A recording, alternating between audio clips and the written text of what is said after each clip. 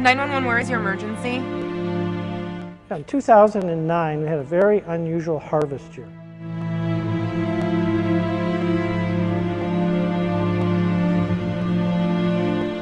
We had a lot of corn that went into storage that was not properly dried, nor was it matured. And so some of that corn began to decompose or actually go out of condition in the bins. And it was our understanding or prediction back early in the fall that we were going to see a lot more grain bin entrapments because there's a direct correlation between out of condition grain and an increased number of entrapments and suffocation. 2010 brought a record number of grain bin accidents and fatalities since Purdue University began collecting data in 1977. From January through October, at least 46 entrapments occurred, and of those 46, 25 have been fatal. Unfortunately, that does not mean there have not been other entrapments. Experts estimate the total number of cases could be 20 to 30% higher nationwide from unreported incidents, many involving teenagers.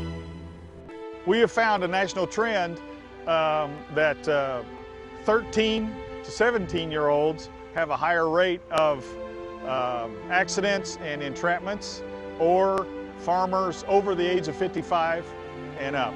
Basically, I believe there's a part that says that I'm invincible and it's not going to catch me. And I think the farmers that have been doing it all their lives, there's a level of complacency that gets dangerous. I've been in bins all my life, it can't happen to me. Today, firefighters across the country, especially in rural areas with a high volume of grain storage, are trained with the most up-to-date techniques and innovative tools to help their rescue efforts be as successful as possible. One technique frequently used today is strategically cutting a panel to allow grain to flow. What you see here is an evolution that we teach responders that if they don't have the training or the ability to make entry into a bin, one evolution they can do until rescuers get there is to cut the bin to drain the grain out. Simultaneous cuts on opposite sides of the bin at the same time. It's all a part of our training. Our goal is to cut the bin, to empty the bin. Some of the concerns from farmers are that you're going to ruin the bin. What we do is we never cross the seam, so it's only one panel. And once they make the cut, they can actually control the flow of the grain should one side start flowing faster than the other. That way, there is concern of being able to topple a bin if it's unloading unevenly.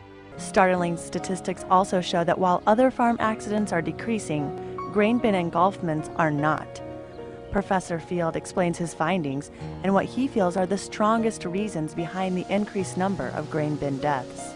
We think there's a number of reasons for that, including more on-farm storage. Farmers are hanging on to the grain longer. They're also using larger volume equipment to unload these structures so it comes out quicker. Therefore, it gives the sense of almost turning it into a fluid so that when they get into it, it's drawn into the center well so quickly that they can't get out. But there's a number of variables that are contributing to this increased number of cases. One of the most common ways to become entrapped in grain is climbing inside when there's flowing grain. The typical human body is about 2 bushels.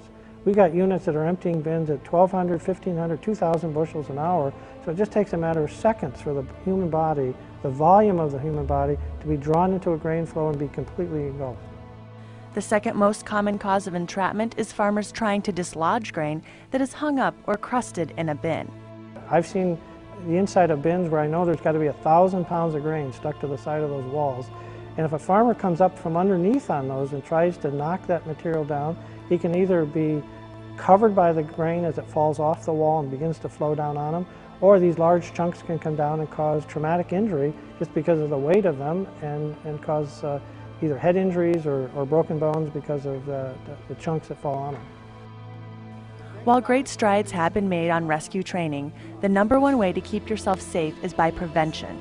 Most importantly, try to stay out of the bin if at all possible. But if you must enter a bin, do not enter alone, or make sure someone outside of the bin knows you entered.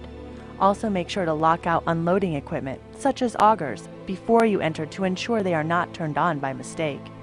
Finally, make sure you secure a lifeline, a harness, rope, or ladder to the proper area. Above all, do not shortcut your safety. You only have to be in grain up to your knees to be officially entrapped, It takes 325 pounds of pressure over and above the victim's body weight to extract them at this point. Once you're at chest level, the compression on your lungs is so great you will likely suffocate even if your head remains free and clear. But if you find yourself becoming entrapped, here is one way to make breathing easier until help arrives. If the victim feels themselves going in, one thing they can do is cross their arms like this. It gives them the ability, hopefully the ability against all that pressure, to expand their lungs to breathe. We understand that farmers are busy, but the next time you are about to enter a grain bin, stop and think twice. Decide if it is completely necessary, and if so, make sure to take all of the proper precautions to keep yourself from becoming a statistic. If not just for you, think about your farm, your family, and your community.